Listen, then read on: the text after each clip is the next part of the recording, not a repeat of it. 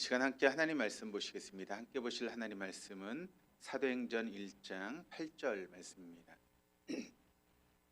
우리 한 절 말씀 한 목소리로 같이 읽도록 하겠습니다. 오직 성령이 너에게 임하시면 너희가 권능을 받고 예루살렘과 온 유대와 사마리아와 땅끝까지 이르러 내 복음의 증인이 되리라 하시니라. 아멘. 할렐루야. 네, 우리 하나님은 날마다 새 일을 행하십니다. 믿으십니까? 날마다 새 일을 행하신 하나님은 특별한 경우를 제하고는 사람을 통해서 일하십니다. 어떤 사람이죠? 영과 진리로 예배하는 사람. 영으로 예배한다라고 하는 것은 성령의 이끄심을 따라 예배하는 것이고, 또 진리로 예배한다라고 하는 것은 진리의 말씀 앞에 우리의 삶을 조종하고 또 그 말씀에 순종하는 것입니다. 오늘도 우리를 이끄시는 그 성령님과 함께 선포되는 진리의 말씀 앞에 여러분의 삶을 조종하고 또 그 말씀에 순종해 가심으로 하나님께서 이루시는 새 역사의 주인공으로 우리 동덕의 모든 교우들이 다 쓰임받을 수 있기를 주님의 이름으로 축원합니다. 저는 2025년도를 시작하면서 교회 원형을 회복하는 그런 말씀을 증거하고 있는 가운데 있습니다.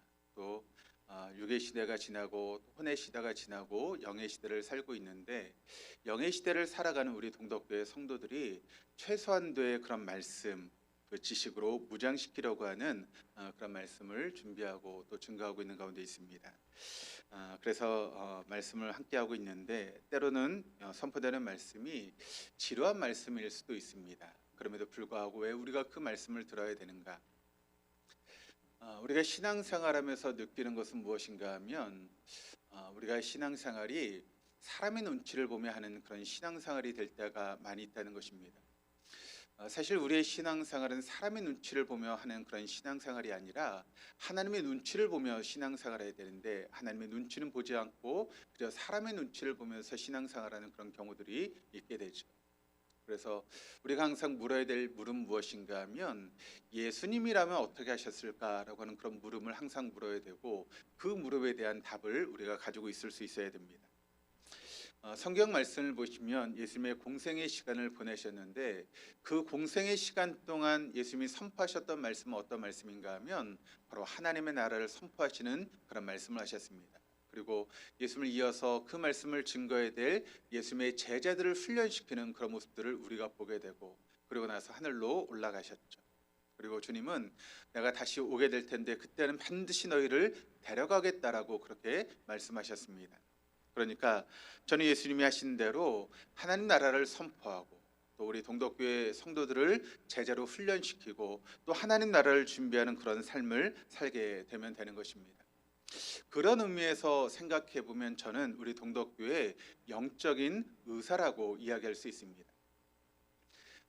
우리 동덕교회도 이제 연세 드신 분들이 많다 보니까 여러분 정기적으로 병원을 가시는 분들이 계시지 않습니까? 우리가 병원을 가서 여러 가지 검사를 하면 그 검사 결과에 따라서 의사가 이제 이야기를 해줍니다. 그리고 진단을 하고 처방을 하고 약을 처방하게 되지요. 검사 받는 것을 가지고 건강에 대해서 뭐 그렇게 길게 이야기하지 않습니다. 뭐 이건 이렇고 이건 이러니까 뭐 약을 드십시오라고 아주 간단하게 이야기를 하지 않습니까? 그런데 여러분, 그런 이야기를 우리가 듣다 보면 항상 똑같은 이야기를 하는 것을 우리가 보게 되죠. 저 같은 경우도 항상 가면 뭐 지방간이 있고 뭐 당뇨 전 단계고 또 살을 빼야 되고 운동하셔야 되고 음식 뭐 이렇게 아무거나 드시면 안 되고 조절해서 드셔야 됩니다라고 하는 그런 이야기, 매번 똑같은 이야기를 듣습니다. 근데 여러분도 마찬가지지만 그래 매번 똑같이 이야기하는 의사의 그런 이야기를 들으시면서 여러분 지루해하신 적 있으십니까? 의사의 이야기에 대해서 한 번이라도 뭐 이렇게 똑같은 이야기를 해 지루해 죽겠네라고 생각하신 적 있으십니까? 없죠. 왜 없습니까? 그것이 우리의 건강하고 밀접하게 관계가 되어 있기 때문에 그 이야기를 귀를 쫑긋 세우고 한마디로 놓치지 않기 위해서 애를 쓰면서 의사의 이야기를 듣지 않습니까? 그리고 그런 의사의 이야기에 대해서 절대적인 신뢰를 보내면서 의사를 신뢰하는 그런 마음들이 우리의 마음 가운데 있습니다. 제가 병원에 다니다 보니까 뭐 한 번도 저를 칭찬하신 이야기를 들어본 적이 없습니다. 그런데 보통 여러분 우리가 진료를 받으면 뭐 짧으면 1분 안에도 끝나지 않습니까? 뭐 이러니까 약 드십시오 하고 끝나는 경우도 있고 뭐 길어봤자 3분입니다. 근데 어느 날 의사가 한 5분 정도 막 6분 정도 막 그렇게 자세하게 설명을 해주면 여러분 마음에 어떤 마음이 있으십니까? 오늘 의사가 너무 고맙다, 감사하다라고 하는 그런 마음이 있지 않습니까? 그리고 또 의사가 이야기를 할 때 조금이라도 우리의 건강 상태하고 호전이 됐다고 하면 그 얘기를 들으면서 여러분 어떻습니까? 막 날아갈 것처럼 기뻐서 막 감사하는 그런 마음이 있고, 또 이야기를 하면서 의사가 건강이 좀 안 좋다라고 하는 그런 부정적인 이야기를 하면 우리가 그때 또 어떻게 하죠? 정신을 번쩍 차리죠. 그러면서 한 일주일 정도는 음식도 아무거나 먹지 않습니다. 몸에 좋은 것만 찾아서 먹고, 또 저 같은 경우도 막 남산에 막 운동을 하면서 건강을 신경 쓰고 이제 이렇게 건강을 돌봅니다. 근데 그게 한, 제가 생각하면 이렇게 길어야 한 일주일 정도 가는 것 같아요. 그런데 여러분, 저만 그러는 게 아니라 병원에 다니는 환자들 중에 보면 뭐 정치적으로 또 경제적으로 또 사회적으로 유명한 사람도 많이 병원을 찾습니다. 그런가 하면 반대로 뭐 상대적으로 가난하고 또 못 배우고 힘이 없는 분들도 병원을 찾게 되죠. 그런데 뭐 힘이 있다고 또 힘이 없다고, 부자라고 가난하다고 다르게 여러분 진단을 하고 또 처방을 받는 게 아니라 다 똑같은 진단을 하고 똑같은 처방을 받으면서 똑같은 약을 먹지 않습니까? 그런데 그런 검사의 기간이 제가 생각했을 때 좀 짧으면 더 건강을 신경 쓸 것 같아요. 그래서 부정적인 이야기를 들으면 좀 더 그렇게 신경을 쓰면서 더 건강에 대해서 신경 쓰고 또 그렇게 할 것 같은데, 병원을 찾는 그런 시간들이 너무 긴 것이 아닌가라고 하는 그런 생각도 해보게 되었습니다. 근데 이런 생각을 하면서 제 나름대로는 정신이 번쩍 들었습니다. 나는 누구이고 나는 무엇을 해야 되는지가 선명해지게 된 것이죠. 그렇습니다. 저는 여러분의 영을 책임지는 의사다라고 하는 것입니다. 그런 저는 정기적으로 동덕교회 성도들의 영적인 상태를 진단하고, 또 동덕교회 성도들이 끊임없이 믿음으로 말씀으로 영적으로 건강할 수 있도록 잔소리를 하고, 또 구약과 신약의 말씀을 처방하고, 또 성령과 교제할 수 있도록 돕는 것, 그러기 위해서 끊임없이 여러분을 귀찮게 해드리는 것이 바로 저의 역할이다라고 하는 것을 깨닫게 되었습니다. 그래서 제가 여러분을 귀찮게 해드릴수록 여러분 어떻게 됩니까? 영적으로 건강해지는 것입니다. 그러니까 여러분, 제가 여러분을 귀찮게 해드린다고 해서 결코 화를 내시면 안 됩니다. 여러분을 생각하시고 여러분을 건강을 위해서 제가 하는 이야기니까 그 이야기를 잘 들으시면 여러분 어떻게 됩니까? 영적으로 건강해질 수 있는 것이죠. 그래서 좀 더 먹는 거 조심하라고 의사가 이야기하는 것처럼 너무 텔레비에 빠져 사시지 마시고, 또 인터넷에 너무 빠져 사시지 마시고, 무엇을 보셔야 됩니까? 말씀을 보셔야 됩니다. 하나님 말씀인 신약 성경과 구약 성경을 보셔야 되고, 또 의사가 건강을 위해서 운동을 하라고 이야기하는 것처럼, 그래서 우리가 여러분 뭐 골프도 치고 뭐 헬스장에 가서 운동하는 것도 그 나쁜 것이 아니지만, 영적인 건강을 위해서 봉사하고 또 믿음으로 헌신하시고 그 같은 삶을 사시면서 사역을 하시면서 여러분의 영적인 건강을 지켜나가는 그런 시간들이 필요하다라고 하는 것을 여러분 기억하시기를 바랍니다. 그리고 하나님은 그런 것을 선포하고 여러분에게 영적인 건강을 지켜나라고 저에게 이 자리를 세워주시고 여러분 말씀을 선포하게 만드신 것입니다. 여러분, 교회에 바라는 것이 무엇입니까? 여러분이 교회 다니신 이유가 무엇 때문에 교회를 다니십니까? 왜 예배의 자리에 나오셔서 예배를 드리고 계십니까? 그 이유는 간단합니다. 가장 중요한 것은 내가 구원받아야 될 죄인이라는 것을 깨닫기 위해서 우리가 교회에 다니고 예배를 드리는 것입니다.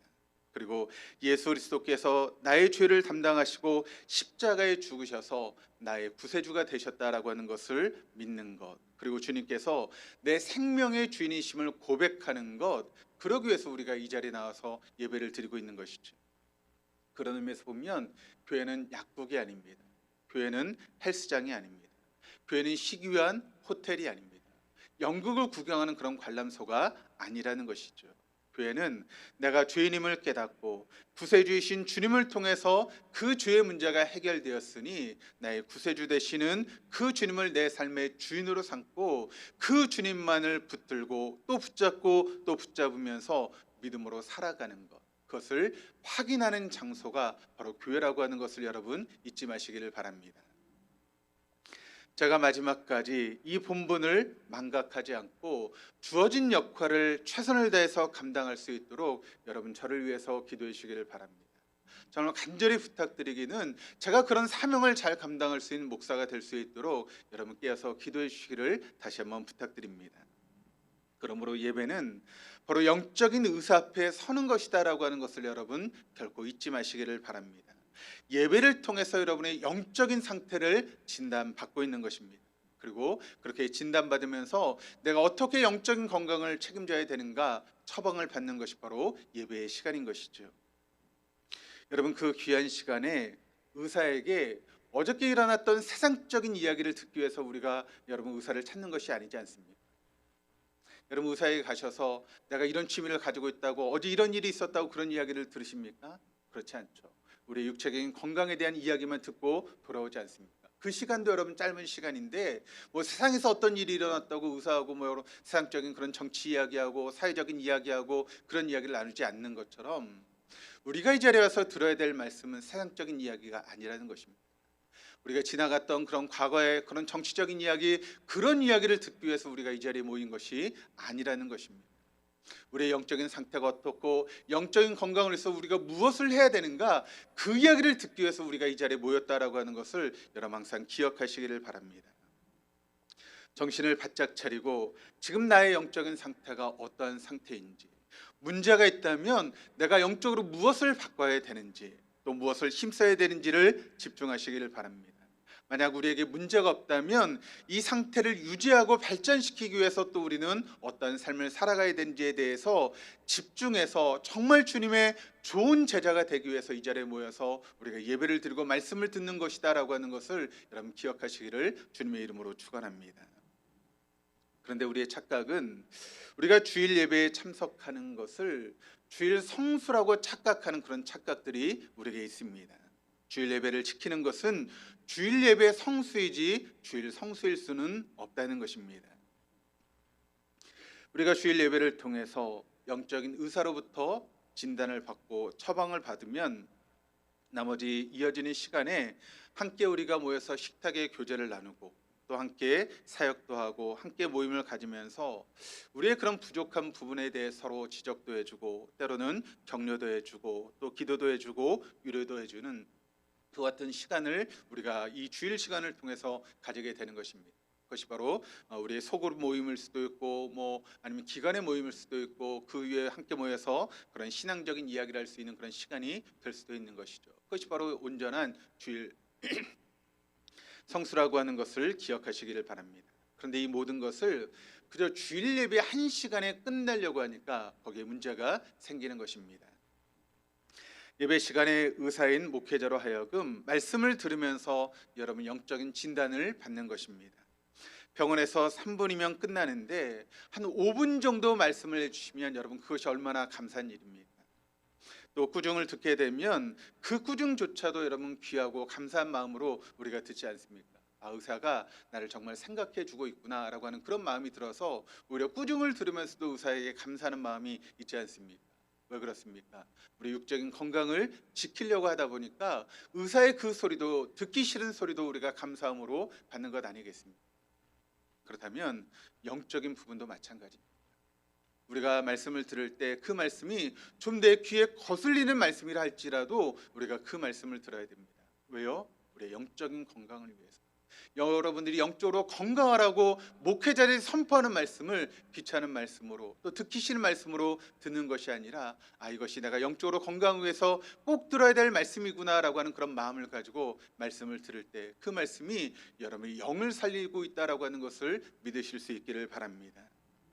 그러므로 예배 시간을 통해서 우리가 그 말씀을 정말 귀담아 듣고 있는지, 우리가 의사 앞에서 귀를 쫑긋 세우고 의사의 말을 한마디라도 놓치지 않기 위해서 애를 쓰면서 말씀을 듣는 것처럼 이 예배 시간에 여러분들이 귀를 쫑긋 세우고 내 영적인 건강을 위해서 내가 어떻게 해야 되는가 그 말에 귀를 기울일 수 있는 여러분들 될 수 있기를 주님의 이름으로 축원합니다. 우리가 가끔 이제 병원을 가보시면 그 환자들의 마음을 보면 정말 살같이 부드러운 그런 마음을 가지고 있는 것을 보게 됩니다. 그래서 의사가 이야기를 하면 그 이야기에 대해서 따지지도 않습니다. 묻지도 않습니다. 해주는 말이 그저 고맙고 잔소리해주면 눈물을 흘리면서 고마워하는 그런 마음이 환자들의 살같은 그런 마음인 것처럼 예배하는 여러분의 마음이 그런 살같은 마음이 될 수 있기를 주님의 이름으로 축원합니다. 그래서 여러분 기도하실 때 주님 나에게 그런 살같은 마음을 주셔서 기도하시면서 온전한 예배자의 자리에 설 수 있는 그런 모습이 되어줄 수 있도록, 영적인 진단을 받고 처방에 귀를 기울일 수 있는 그런 살 같은 그런 예배자가 되어줄 수 있도록 해달라고 기도하시는 우리 동독의 모든 교우들 다 되실 수 있기를 바랍니다. 서론이 길었습니다. 본론으로 들어가면 말씀을 반복하고 또 추가하면서 한 달 한 달씩 그렇게 말씀을 풀어가려고 지금 하고 있습니다. 한 달 동안 1월 달부터 시작해서 한 달 동안 우리가 나눴던 말씀은 춤추며 뻗어간 하나님 나라라고 하는 그런 주제를 가지고 여러분과 지금 말씀을 나누고 있는 가운데 있습니다. 지금까지 함께 나눴던 말씀을 좀 요약해 보면, 여러분, 우리 하나님은 어떤 하나님이라고 말씀을 드렸습니까? 우리 하나님은 삼위일체 하나님이다라고 하는 것을 말씀을 드렸습니다. 그런데 우리가 삼위일체에 대한 그런 말씀을 들으면서 오해하는 경우들이 있죠. 일체라고 했을 때 그것을 숫자 1로 생각하다 보니까 어떻게 셋이 하나가 돼라고 하는 그런 마음 때문에 우리가 그 말씀을 잘 받아들이지 못하는데, 일체라고 할 때 이 일이 숫자 1이 아니라 연합 혹은 일체 또 연합이라고 하는 그런 의미를 가지고 있다, 혹은 공동체 혹은 일체라고 하는 그런 의미를 가지고 있다라고 말씀을 드렸습니다. 그래서 세 분이지만 함께 연합을 이루고 일치를 이루는 그것이 바로 삼일체다라고 말씀을 드렸습니다. 그래서 페리코레시스라고 하는 단어를 여러분에게 설명을 드렸죠. 바로 삼일체 하나님께서 함께 손을 잡고 빙글빙글 춤을 추면서 돌다 보니까 그것이 마치 하나인 것처럼 보이는 것, 그것이 바로 삼일체 페리코레시스의 하나님이다라고 말씀을 드렸습니다. 그래서 그 삼일체 하나님께 서로 상호 침투하시고 상호 내주하시면서 하나가 되어가는 것, 그것이 바로 삼일체 하나님이시죠. 그런데 그 삼일체 하나님이 내 안에 쏙 들어오십니다. 그리고 여러분 안에 찾아오시죠. 그러면 내 안에 있는 하나님과 여러분 안에 있는 하나님이 함께 서로 춤을 추면서 너와 내가 함께 손을 잡고 빙글빙글 도물 춤을 추는 게, 그것이 바로 진정한 교회 모습이다라고 하는 것을 함께 설명을 드리며 말씀을 나눴습니다. 그 안에 중심에 예수님이 계시고 성령님이 계시고 하나님이 계시는 것, 그것이 바로 교회 공동체이고 목장 공동체의 모습이다라고 하는 것을 말씀을 통해 함께 나눴습니다. 성령 하나님, 또 성부 하나님, 성자 예수님, 그 세 분이 한데 있어서 가정에서 또 일터에서 춤을 추면서 그곳에 침투하게 되는 것이죠. 그래서 가정에 침투하고 일터에 침투하면서 그렇게 춤추는 세상을 만들어 나가는 것이 바로 하나님 꿈꾸시는 세상의 모습이고, 지금도 그 일을 하고 계시는 분이 우리 하나님이시다라고 하는 것을 말씀을 드렸습니다. 또 우리의 존재에 대해서 이야기를 하면서 우리는 영과 혼과 육으로 이루어진 존재라고 하는 것을 말씀을 드렸죠. 그러니까 우리는 영적인 존재라는 것입니다. 그런데 이 영과 혼과 육이라고 하는 것이 하나님이 창조하실 때는 이것이 이렇게 조화를 이루면서 그렇게 잘 이루어져 있는, 정확하게 기능을 발휘할 수 있는 그런 모습이 되었습니다. 그래서 우리의 영은 하나님의 영을 받아들일 때 하나님의 영과 우리의 영이 스파크를 이루면서 하나가 되게 되는 것이죠. 그러면 그 하나님의 영이 우리 안에 들어오면 우리의 혼을 컨트롤하기 시작합니다. 그래서 어떻게 합니까? 하나님이 기뻐하시는 것을 소원하게 된다라고 말씀을 드렸죠. 그리고 우리의 혼은 우리의 영을 컨트롤해서 하나님이 기뻐하실 것을 우리의 삶을 통해서 해나갈 수 있도록 능력을 주신다는 것이죠. 그래서 하나님을 기쁘시게 하는 것을 실제로 실천하며 살아갈 수 있는 그런 인생이 되게 된다는 것입니다. 정확하게 그 질서 속에 움직이던 인간 안에 여러분 뭐가 들어왔습니까? 죄가 들어오게 되었습니다. 영적인 바이러스가 침투하게 되었다는 것이죠. 우리가 코로나 바이러스를 통해서 얼마나 힘들고 어려운 시간들을 보냈습니까? 그 코로나 바이러스가 우리에게 침투하게 되었을 때 우리의 육체가 여러분 기능이 상실되어지고 질서가 파괴되는 것을 경험했던 것처럼, 죄가 우리에게 침투하게 되었을 때 영과 혼과 육의 이 질서가 파괴되어서 어려움을 겪는 그런 인생이 되게 되었다는 것입니다.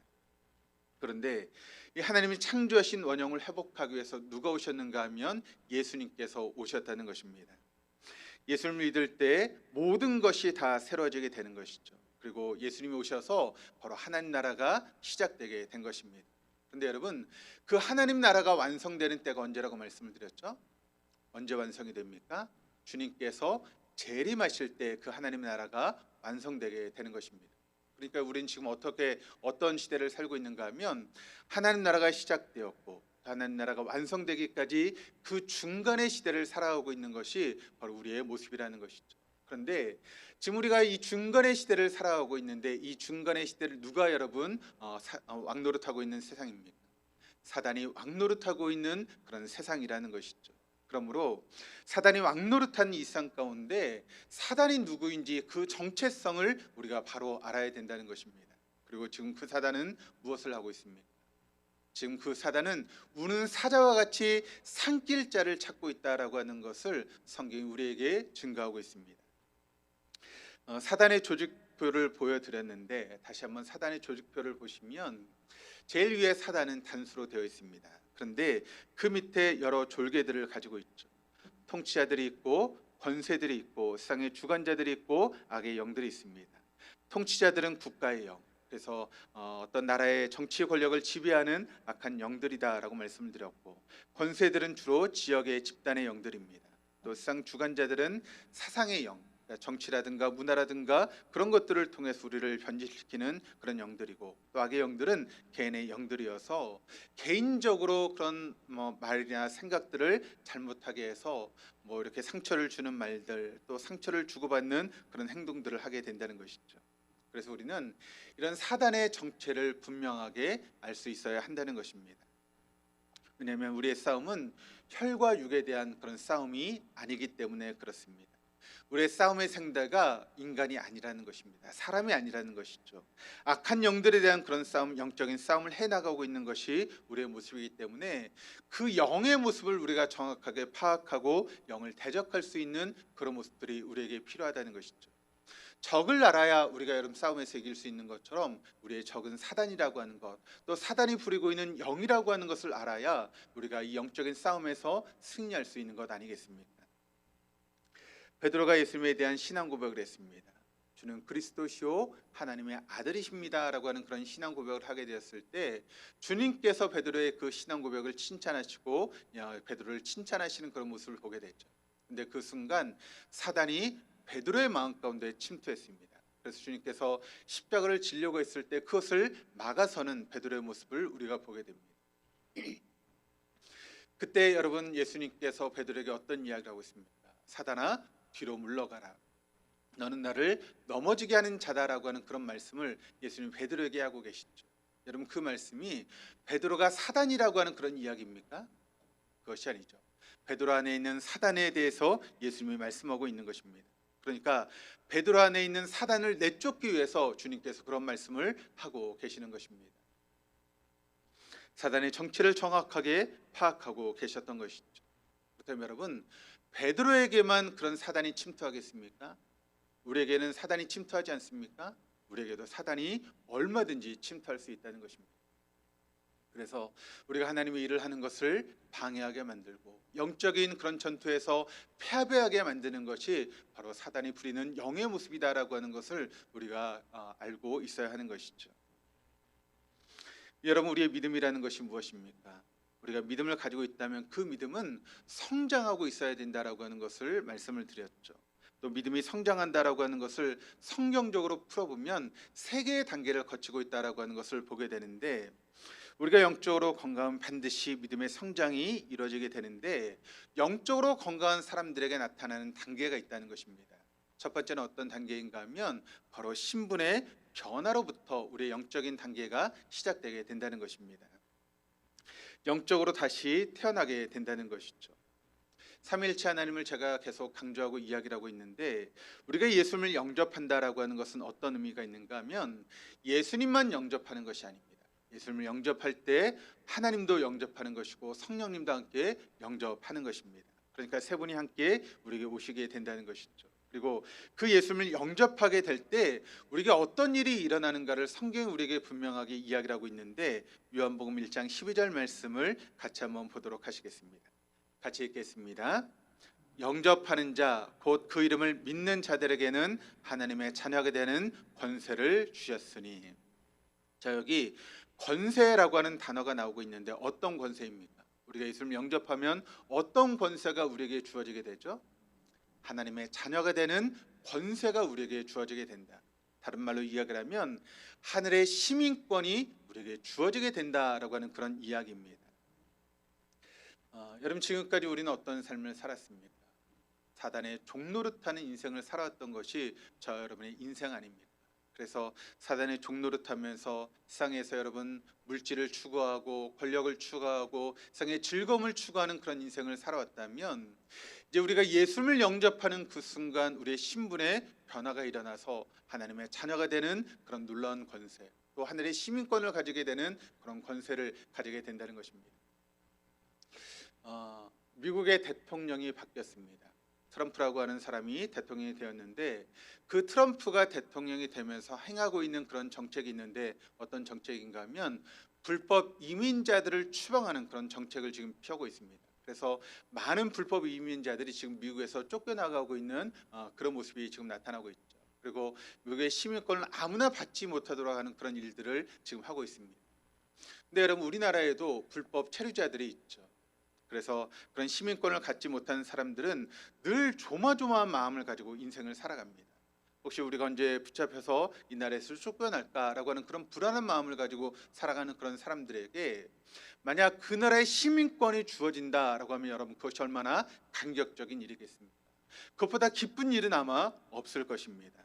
그런데 여러분 그 미국의 시민권과 비교되지 않은 하늘나라의 시민권이 우리에게 주어졌다. 그것이 얼마나 감사한 일입니다. 그것이 얼마나 감격적인 일입니까? 그것이 얼마나 우리에게 기쁨을 주는 그런 일입니까? 여러분에게 하늘의 시민권이 주어졌습니다. 내 얼굴 표정을 보시면 별로 감사하지 않는 것 같아요. 뭐 그 시민권 있어봤자 뭐해, 그런 표정으로 지금 다 저를 쳐다보시는데 여러분 그렇지 않습니다. 이 시민권이 얼마나 위대한 시민권인지를 여러분이 아셔야 됩니다. 미국의 시민권만 가져도 어깨에 여러분 힘을 주고 살아가는데 우리는 하늘의 시민권을 가지고 있는 하늘나라 백성인데 하나님의 자녀의 권세를 누리고 있는데 그런 당당함이 여러분에게 있으십니까? 그런 간격이 여러분에게 있으십니까? 그런 기쁨을 가지고 여러분 지금 삶을 살고 계십니다. 그런데 여러분 그런 시민권이 어떻게 우리에게 주어집니까? 예수를 영접하기만 하면 그 놀라운 시민권이 우리에게 주어지게 된다는 것입니다. 이것이 바로 예수를 영접하는 순간 우리에게 주어진 첫 번째 단계, 영적으로 다시 태어나는 그런 모습이라는 것이죠. 그리고 두 번째 단계는 바로 성령 충만의 단계가 우리에게 주어지게 되는데 바로 이런 신분의 변화가 주어진 사람에게 성령이 찾아오게 되는 것입니다. 그리고 성령이 찾아오시면 우리의 삶 가운데 변화가 일어나게 되는데 외적인 변화와 내적인 변화가 일어나게 됩니다. 네, 먼저 찾아오는 것은 외적인 변화가 찾아오게 되죠. 오늘 본문인 사도행전 1장 8절 말씀을 보시면 이렇게 증거합니다. 오직 성령이 너에게 임하시면 너희가 권능을 받고 예루살렘과 온 유대와 사마리아와 땅끝까지 이르러 내 증인이 되리라 하시니라. 여기 성경에 권능이라고 하는 이 단어가 영어 성경에 보면 어떻게 표현을 하고 있는가 하면 위로부터 내리는 능력이라고 그렇게 표현을 하고 있습니다. 그러니까 하늘로부터 내리는 능력이 우리에게 주어지게 된다는 것이죠. 그러니까 여러분 성령이 우리에게 찾아오면 하늘로부터 부어지는 능력이 우리의 삶 가운데 찾아오기 시작한다는 것입니다. 그렇다면 성령 충만을 보여주는 그런 말씀이 무엇인가 하면 사도행전 2장 4절 말씀인데 같이 한번 읽어보시겠습니다. 그들이 다 성령의 충만함을 받고 성령이 말하게 하심을 따라 다른 언어들로 말하기를 시작하니라. 자, 성령이 그들에게 찾아오자 어떤 외적인 변화가 일어나는가 하면 그들이 방언으로 말하기 시작했다는 것입니다. 성령이 임하자 그들이 방언으로 이야기를 하기 시작했는데 여러분 성령이 임했다고 해서 모든 사람이 다 방언하라는 것은 아닙니다. 그러니까 여러 가지 현상 중 하나로서 방언이 나타날 수 있게 된다는 것이죠. 또 사도행전 4장 8절 말씀 보니까 이에 베드로가 성령이 충만하여라고 이야기를 하고 있습니다. 그런데 베드로가 성령이 충만했을 때 어떤 일이 벌어지고 있는가 하면 외적인 변화가 일어났는데 막 그 마음 가운데 기쁨이 넘치기 시작합니다. 그리고 막 능력이 나타나기 시작합니다. 방언이 터지고 다양한 은사들이 그렇게 나타나기 시작하면서 그 마음 가운데 말할 수 없는 그런 기쁨으로 넘치는 그와 같은 모습이 벌어지기 시작했다는 것이죠. 그러면서 막 마음 가운데 자신감이 생기기 시작합니다. 그리고 또 어떤 마음이 드는가 하면 내가 세상에서 예수를 가장 잘 믿는 것 같은 그런 마음이 그들의 마음 가운데 생기기 시작하는 것이죠. 근데 여러분, 그때가 굉장히 기쁜 때이지만 다른 한편으로는 굉장히 위험한 때라고 하는 것을 여러분 놓치지 마시기를 바랍니다. 이때는 아직 믿음이 완성된 때가 아닙니다. 예를 들어 설명하면, 여러분 마른 땅을 한번 우리가 생각해 보시기를 바랍니다. 거기에 우리가 뭐 호스로 이렇게 물을 준다고 한번 생각해 보시면, 그 말랐던 땅이 물을 주기 시작하면 그 땅이 지면이 촉촉해지기 시작하죠. 거북이 등처럼 갈라있던 그 땅이 촉촉해지기 시작하면서 그 물이 주변으로 넘치는 그런 상태가 됩니다. 그것이 바로 성령 충만의 외적인 그런 상태라고 우리가 이야기할 수 있습니다. 근데 이때가 어느 때라고요? 가장 위험한 때라고 하는 것을 여러분의 말씀을 드렸습니다. 그때 사람들의 모습을 보면 자기 혼자 잘난 줄 압니다. 그리고 자기 혼자 예수를 가장 잘 믿는 것으로 생각하면서 다른 사람들에 대해서, 신앙에 대해서 지적하고 비판하는 그런 모습들이 나타나기 시작하는 것이죠. 그런데 우리가 그 자리에 계속 머물러 있다 보면 그 다음에 이제 우리에게 주어지는 것이 무엇인가 하면 내적인 성령 충만의 그런 상태로 주어지게 되는데, 쉽게 말해서 우리가 물을 계속 주다 보면 그 겉에 있는 물이 촉촉해지고 주변으로 흘러 넘치는데, 계속해서 물을 주면 여러분 어떤 일이 벌어집니까? 그 물이 땅 속으로 계속 스며들기 시작하죠. 그러면서 그 안에까지 다 축축해지는 그와 같은 상태가 되는 것인데, 이것이 바로 내적인 성령 충만의 상태라는 것입니다. 이것이 에베소에 주로 나타나고 있는데, 에베소 5장 18절 말씀을 같이 읽으시겠습니다. 술 취하지 말라.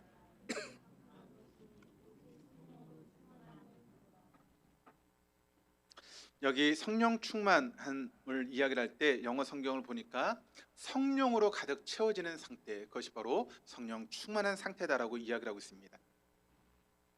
앞에 비유로 말씀을 드렸던 것처럼 땅에 물을 주게 되었을 때 처음에는 겉만 촉촉하다가 계속 물을 주게 되면 그 물이 계속 밑으로 들어가서 그 속까지 땅에 적셔지는 것처럼 바로 그와 같은 상태가 되게 되는 것이죠. 그래서 내적인 성령 충만의 상태가 우리에게 주어지게 되는 것입니다. 그럴 때 우리 안에 무엇으로 가득 차게 되는가 하면 예수님으로 가득 차고 하나님으로 가득 차는 그런 상태가 주어지게 된다는 것이죠. 그런 상태를 갈라디아서 2장 20절이 우리에게 보여주고 있는데, 우리 한번 같이 한번 읽어보시겠습니다. 내가 그리스도와 함께 십자가에 못 박혔나니 그런즉 이제는 내가 사는 것이 아니요 오직 내 안에 그리스도께서 사시는 것이라. 이제 내가 육체 가운데 사는 것은 나를 사랑하사 나를 위하여 자기 자신을 버리신 하나님의 아들을 믿는 믿음 안에서 사는 것이니라. 자, 여기 보시면 이제는 내가 사는 것이 아니라 누가 산다고요? 내 안에 그리스도께서 사시는 삶을 우리가 살아가게 된다는 것입니다. 그러니까 우리 저 밑에까지 충분히 촉촉하게 젖어 있는 그런 상태가 되게 된다는 것이죠. 이렇게 될 때 여러분 어떻게 됩니까? 우리의 삶 가운데 사랑의 열매가 맺힙니다. 희락의 열매가 맺힙니다. 화평의 열매가 맺힙니다. 오래 참음의 열매가 맺힙니다. 자비의 열매가 맺힙니다. 양선의 열매가 맺힙니다. 또 충성의 열매가 맺히고 온유의 열매가 맺히고 절제의 열매가 우리의 삶 가운데 맺혀지는 삶을 우리가 살아갈 수 있게 된다는 것입니다. 이것이 바로 성령 충만, 내적인 성령 충만의 상태이고, 이것이 바로 믿음이 성장한다라고 하는 그런 모습이다라고 하는 것을 여러분 잊지 마시기를 바랍니다. 여러분, 우리가 믿음이 성장했다라고 하는 것이 뭐 기도를 유창하게 하는 것, 물론 그럴 수도 있지만 그것이 다가 아니라는 것입니다. 믿음이 성장한다라고 하는 것이 우리가 겉의 모습이 마치 거룩한 것처럼 보이는 것, 그것일 수도 있지만 그것이 다가 아니다라고 하는 것을 여러분 잊지 마시기를 바랍니다. 우리가 믿음이 성장한다라고 하는 것은 우리가 주님으로 촉촉해지는 것이 바로 믿음이 성장하는 것입니다. 그것이 바로 성령 충만한 모습이다라고 하는 것을 기억하시기를 바랍니다. 우리가 어떻게 이런 삶을 살아갈 수 있을까요? 어떻게 하면 이런 모습이 우리의 삶 가운데 나타날 수 있을까요? 바로 예수를 영접하면 되는 것입니다. 예수를 영접하면 이런 신앙의 단계를 통해서 우리가 내적인 성령 충만한 상태까지, 예수님으로 온전히 충만해지는 그런 상태까지 나아갈 수 있게 된다라고 하는 것을 여러분 믿으시기를 바랍니다. 그럴 때 우리는 비로소 하나님의 존귀한 아들이 되고 사랑스러운 딸이 되는 것입니다. 근데 문제는 여러분 잘 들어보시기를 바랍니다. 그런데 우리 중에 아직 예수를 영접하지 않은 사람이 있을 수도 있다라고 하는 것을 여러분 기억하시기를 바랍니다. 예수를 영접하지 않아도 오랜 시간 동안 교회를 다닐 수 있고, 예수를 영접하지 않아도 어떤 직분을 가지고 신앙생활을 할 수 있다라고 하는 것을 여러분 잊지 마시기를 바랍니다. 요한계시록 말씀을 보니까 3장 20절 말씀에 이런 이야기를 하고 있습니다. 볼지어다 내가 문 밖에 서서 두드르느니 누구든지 내 음성을 듣고 문을 열면 내가 그에게로 들어가 그와 더불어 먹고 그는 나와 더불어 먹으리라. 여기 볼지어다 내가, 여기서 내가는 누구를 의미하는 것일까요? 누가 내가입니까? 예수님이 바로 내가이시죠. 여기 나오는 문은 어떤 문입니까? 바로 마음의 문을 의미하는 것입니다. 그런데 누구의 마음의 문을 지금 이야기를 하고 있습니까? 이 말씀이 지금 누구를 향해 쓰고 있는 말씀인가 하면 예수를 알지 못하는 믿지 않는 사람들을 향해 쓴 말씀이 아닙니다. 이 말씀은 지금 누구를 향해서 주고 있는 말씀인가 하면 라오디게아 교인들을 향해서 주고 있는 말씀이다라고 하는 것을 우리가 기억해야 됩니다. 그러니까 이 말씀의 의미는 지금 어떤 말씀의 의미인가 하면 라오디게아 교인들 중에도 아직까지 마음의 문을 열지 않고 신앙생활하고 있는 사람들이 있다라고 하는 것을 우리에게 보여주고 있는 말씀입니다. 라오디게아 교인들만 그럴까요? 우린 여기에 해당되지 않습니까? 우리도 얼마든지 해당될 수 있습니다. 우리도 마음의 문을 열지 않고 예수를 영접하지 않고 신앙생활할 수 있는 그런 가능성이 얼마든지 있다라고 하는 것을 여러분 기억하시기를 바랍니다. 여러분에게 한번 물어보겠습니다. 여러분 예수님을 영접하셨습니까? 나는 확실하게 신분의 변화를 경험하셨습니다. 오늘 밤이라도 주님께서 나를 불러가신다면 천국에 갈 확신이 여러분에게 있으십니다. 이렇게 주님을 모셔드릴 때 비로소 그때부터 우리의 삶 가운데 놀라운 변화가 일어나기 시작한다는 것입니다. 빌립보서 2장 13절 말씀을 같이 한번 읽어볼까요? 너희 안에서 행하신 이는 하나님이시니 자기의 기쁘신 뜻을 위하여 너에게 소원을 두고 행하게 하시나니. 사실 우리의 인생을 보면 우리가 어떤 가치관을 가지고 있냐에 따라서 우리의 삶이 결정되는 것을 보게 됩니다. 여러분, 돈의 최고의 가치를 두고 있는 사람은 어떤 삶을 살아갈까요? 어떻게 하든지 내가 돈을 더 많은 버는 길을 선택하면서 그런 삶을 살아갑니다. 또 권력의 최고의 가치를 두고 살아가는 사람들은 어떻게 할까요? 무엇을 하든지 내가 국회의원이 되고 대통령이 되는 일에 대해서 생각하고 그 길을 걸어갑니다. 그것이 거짓된 길이랄지라도 내가 국회의원만 될 수 있다면 그것을 마다하지 않는 그런 삶을 살아가게 되는 것이죠. 또 인생을 즐거움의 그런 가치관을 두고 살아가는 사람들은 어떻게 삶을 살아갑니까? 무엇을 하든지 내게 어떤 것이 즐겁고 행복하고 내가 기쁜가, 내 육체적인 쾌락만을 위해서 거기에 목적을 두고 살아가는 그런 인생을 살아갈 수밖에 없게 된다는 것입니다. 그런데 하나님의 영인 성령이 우리에게 강력하게 작동한 사람은 그 가치의 기준이 달라지게 된다는 것이죠. 무엇을 생각하며 살아가게 될까요? 내가 어떻게 하면 하나님을 기쁘시게 해드리는 그런 삶을 살아갈까? 거기에 우리의 모든 인생의 가치관을 두고 삶을 살 수 있게 된다는 것입니다. 내가 정말 예수님의 제자라고 하는, 하나님의 자녀라고 하는 증거는 바로 여기 있다라고 하는 것을 여러분 잊지 마시기를 바랍니다. 내 신앙의 연수가 얼마나 돼, 내 직분이 무슨 직분을 가지고 있어, 거기에 있는 것이 아니라 내가 바로 하나님의 제자이고 하나님의 자녀라고 하는 바로 그와 같은 증거를 가지고 있는 것, 그것이 바로 우리의 삶의 모습이 되어야 된다는 것이죠. 신분의 변화가 여러분 느껴지고 계십니까? 그 변화는 확실하게 내 소원이 뭔지를 확인하면 우리의 신분의 변화를 우리가 확인할 수 있게 되는 것입니다. 내 소원이 뭔지를, 그러면 내 혼은 나의 육을 컨트롤해서 그것으로 하여금 그것을 실천할 수 있도록 만들게 된다는 것입니다. 끊임없이 그런 삶을 살기 위해서 노력하게 된다는 것이죠. 만약 성령께서 여러분의 삶을 이끄신다면 여러분의 삶은 어떻게 될까요? 정말 하나님이 기쁘시게 하는 것을 소원하고 그것을 행하기 위해서 노력하는 그런 신분의 변화가 여러분의 삶 가운데 이루어지게 된다는 것입니다. 한 달 동안 춤추는 하나님 나라, 이것을 가지고 여러분과 말씀을 나눴습니다. 이제 마무리하는 그런 시간입니다. 우린 영적인 존재로 지음 받았습니다. 우리 안에 영이 있고 혼이 있고 몸이 있습니다. 우리 영은 끊임없이 하나님의 영을 모셔드리는데 그것이 바로 우리의 영의 역할이다라고 말씀을 드렸습니다. 우리의 영은 우리 혼을 저절로 컨트롤해서 우리의 혼이 무엇이 하나님을 기쁘시게 해드리는 것을 소원하게 하는 그런 삶을 살게 될 것이고, 또 우리의 혼이 육을 컨트롤해서 그 하나님을 기쁘시게 하는 것을 실천하게 하는 그런 삶을 살아가게 만들게 된다는 것입니다.